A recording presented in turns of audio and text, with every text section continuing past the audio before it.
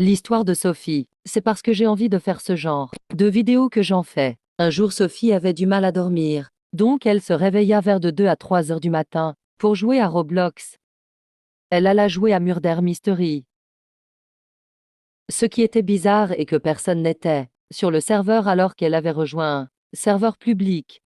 Mais elle disa que c'était nul de jouer toute seule, alors elle quittait, mais elle n'arrivait plus à quitter. Elle se disait que c'était peut-être un bug, donc elle attendait, mais un homme en noir avec un sourire étrange venait lui parlait et dit: Tu ne pourras pas quitter, viens rejoindre mon jeu STP. Sophie trouvait cet homme bizarre, alors elle se disait que peut-être c'était un hacker Roblox. Elle décida de lui répondre en disant: Non, je ne veux pas, laisse-moi quitter ou j'éteins mon téléphone. L'homme noir s'énerva et fit téléporter Sophie dans son jeu. Sophie commença à avoir peur. Elle disa: Dans le chat où on est STP, laisse-moi partir, pourquoi me fais-tu ça? L'homme la regarda droit dans les yeux et cette fois il avait les yeux rouges. L'homme écrit dans son mur: Arrête de parler et mange. Ce qu'elle trouvait bizarre dans son jeu est que tout était noir et étrange et il y avait des corps par terre, tout était rempli de Sophie prit peur et éteigna son téléphone et repartit dormir. Elle se posait énormément de questions dans sa tête, comme: qui était cet homme? Que voulait qu'elle mange? Que était ce genre de jeu étrange? Et encore plein d'autres. Elle eut peur et ferma sa porte et fenêtre de sa chambre. Elle avait tellement peur qu'elle se cacha sous son lit.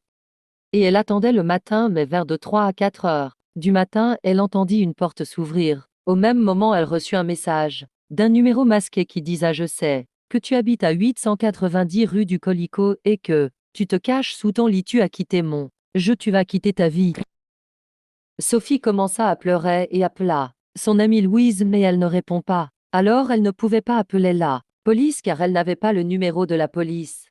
Elle vit des pieds noirs en dessus du lit. Elle se disait que c'était l'homme qui venait là chercher. Elle se taisait, mais elle eut un message de sa meilleure amie qui disa: Pourquoi tu m'appelles à cette heure-ci? Tellement ça a fait du bruit. L'homme l'a entendu et l'a prise de la main.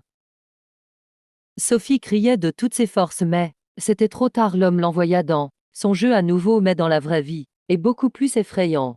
Tu dois me récolter la seule arme de ce jeu, l'épée dorée. Après tu pourras survivre, dans le cas contraire tu m'as dit l'homme. Sophie pleurait et ne bougea plus d'un pouce. Elle était figée de peur, mais si elle voulait survivre, elle n'avait pas le choix. Apparemment c'était chronométré dans 1 minute. Si j'avais pas l'arme, c'était fini pour Sophie.